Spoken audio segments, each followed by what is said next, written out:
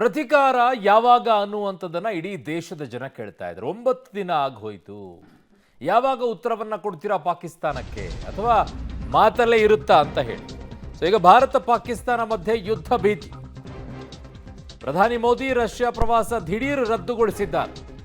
ಬಹಳ ಮಹತ್ವದ್ದು. ಮೇ 9ರಂದು ನಿಗದಿಯಾಗಿದ್ದ ಮೋದಿ ಪ್ರವಾಸ, ವಿಕ್ಟರಿ ಡೇ ಪರೇಡ್ನಲ್ಲಿ ಭಾಗಿಯಾಗಬೇಕಾಗಿತ್ತು ಪ್ರಧಾನಿ ಮೋದಿ ಅವರು. ಬಟ್ ಈಗ ಅದು 9ನೇ ತಾರೀಕು ಇದ್ದಿದ್ದನ್ನು ಕೂಡ ಪ್ರವಾಸ ರದ್ದುಗೊಳಿಸಿದ್ದಾರೆ. ದಿಢೀರ್ ರದ್ದಾಗಿದ್ಯಾಕೆ? ಬಹಳ ಕುತೂಹಲ ಹುಟ್ಟು ಹಾಕ್ತಾ ಇದೆ ಈ ಬೆಳವಣಿಗೆ.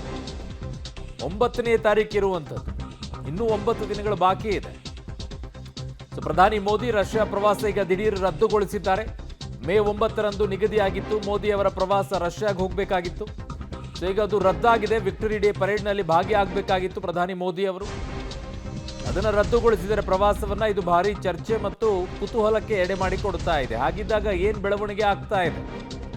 ಪಹಲ್ಗಾಮ್ ಉಗ್ರ ದಾಳಿಯ ಹಿನ್ನೆಲೆಯಲ್ಲಿ ರಷ್ಯಾ ಪ್ರವಾಸವನ್ನ ರದ್ದುಗೊಳಿಸಿದ್ದಾರೆ. ದೇಶ ಭದ್ರತೆ ಮೊದಲು, ನಂತರ ವಿದೇಶ ಪ್ರವಾಸ ಅನ್ನುವಂಥದ್ದನ್ನ ವ್ಯಕ್ತಪಡಿಸ್ತಾ ಇದ್ದಾರೆ. ಸಂಕಟದ ಸಮಯದಲ್ಲಿ ವಿದೇಶ ಪ್ರವಾಸ ಬೇಡ ಅನ್ನುವಂಥ ನಿರ್ಧಾರಕ್ಕೆ ಈಗ ಪ್ರಧಾನಿಗಳು ಬಂದಿರೋದು. ಇದೇ ಕಾರಣಕ್ಕೆ ರಷ್ಯಾ ಪ್ರವಾಸವನ್ನ ರದ್ದು ಮಾಡಿದ್ರ ಮೋದಿ ಅವರು ಅಂತ ಹೇಳಿ ಅದೇ ದೇಶದ ಜನ ಬಯಸೋದು. ಹೋಗಿದ್ದಿದ್ರೆ ಬಹಳ ಟೀಕೆಗಳಿಗೆ ಗುರಿ ಆಗ್ತಾ ಇದೆ.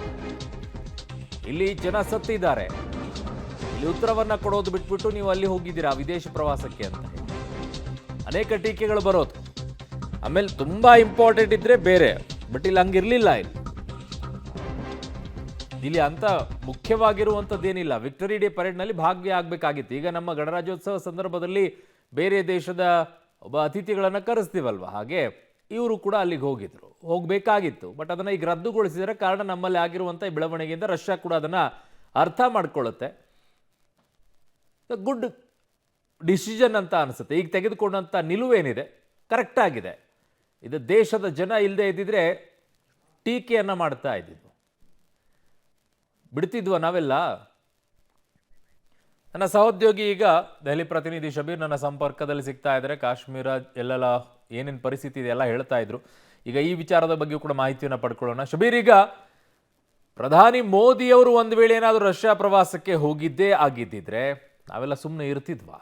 ನಾವು ಕೇಳ್ತಾ ಇದ್ವಿ, ಇಂಥ ಸಂದರ್ಭದಲ್ಲಿ ಬೇಕಿತ್ತೇನ್ರಿ ನಿಮಗೆ ಅಂತ ಹೇಳಿ 100% ಕೇಳ್ತಾ ಇದ್ವಿ.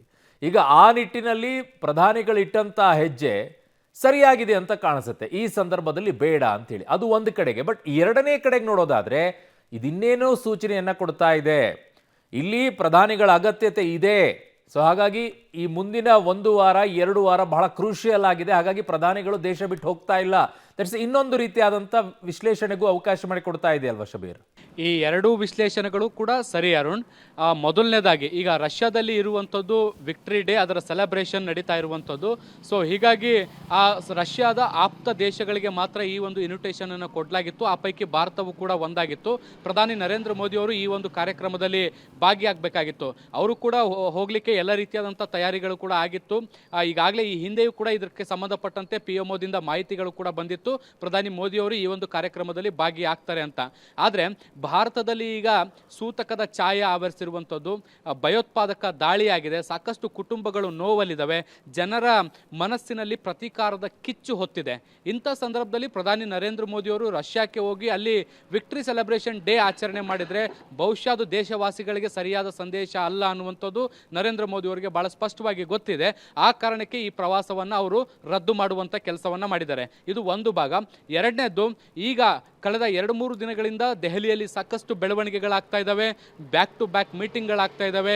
ನಿನ್ನೆ ಅಷ್ಟೇ ಸೇನಾ ಮುಖ್ಯಸ್ಥರ ಜೊತೆಗೆ ಪ್ರಧಾನಿ ನರೇಂದ್ರ ಮೋದಿ ಅವರು ಸಭೆಗಳನ್ನ ನಡೆಸಿದ್ರು. ಇವತ್ತು ಕೂಡ ಬೇರೆ ಬೇರೆ ಸಮಿತಿಗಳ ಸಭೆಯನ್ನು ಕೂಡ ನಡೆಸಿದ್ದಾರೆ. ಸೊ ಮುಂದಿನ ಹಂತದಲ್ಲಿ ಬಹುದೊಡ್ಡ ಬೆಳವಣಿಗೆಯೊಂದು ನಡೆಯುವಂಥ ಎಲ್ಲ ಸಾಧ್ಯತೆಗಳು ಕೂಡ ಇದ್ದಾವೆ.